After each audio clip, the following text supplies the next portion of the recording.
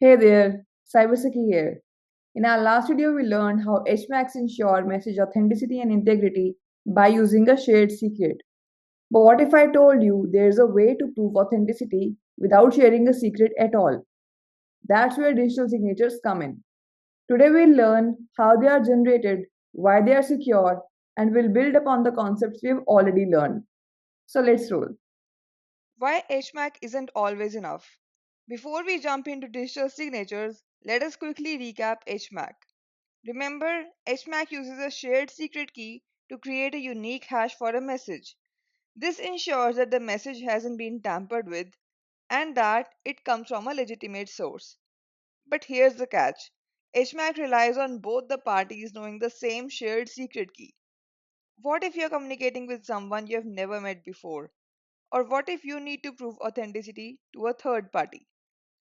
Or what if Joker gets hold of the shared secret key itself? He can then easily generate the HMAC of the message itself and again be successful in tampering with the message. We discussed this attack in detail in our HMAC video. And in case the shared secret key is leaked, we are back to square one. Proving authenticity without a shared secret. Imagine you're sending a message to a bank and you want to prove that the message is really from you. With HMAC, you'd need to share a secret key with the bank beforehand. But what if a new customer wants to sign up? Or what if you're signing a contract with someone you've never met? Sharing a secret key isn't practical or secure. So, how do we prove authenticity without a shared secret? Enter digital signatures. What are digital signatures? A digital signature is like a handwritten signature, but way more secure. It's a cryptographic technique that uses asymmetric encryption to prove the authenticity and integrity of a message. Here's how it works. When we care about confidentiality, that is, keeping a message secret, we use the receiver's public key to lock the message. Why? Because only the receiver has a matching private key to unlock and read it. It's like sending a locked box that only the receiver can open. But when we care about authenticity, that is, proving who sent the message, we do the opposite. The sender uses their own private key to lock the message. Wait, what? Yes, you heard that right.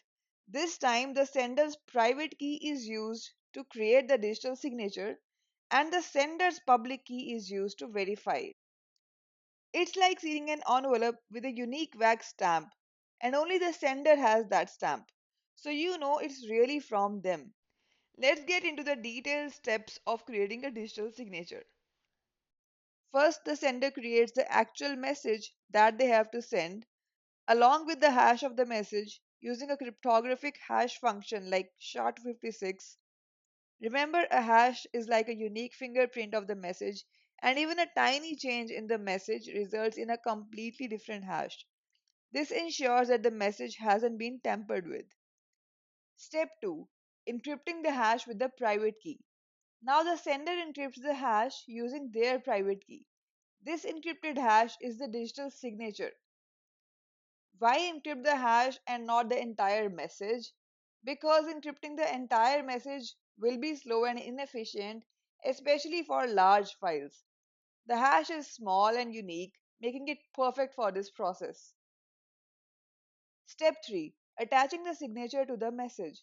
The sender attaches the digital signature to the original message and sends it to the recipient. Now, the recipient has both the message and the signature. But how do they verify that the message is authentic and hasn't been tampered with? Step 4. Verifying the signature. When the recipient receives the message, they use the sender's public key to decrypt the signature.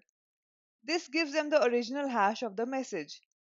Then they compute the hash of the received message and compare it to the decrypted hash. If they match, the message is authentic and hasn't been tampered with. Here is why digital signatures are so secure. Number 1. Only the sender has a private key, so no one else can create a valid signature.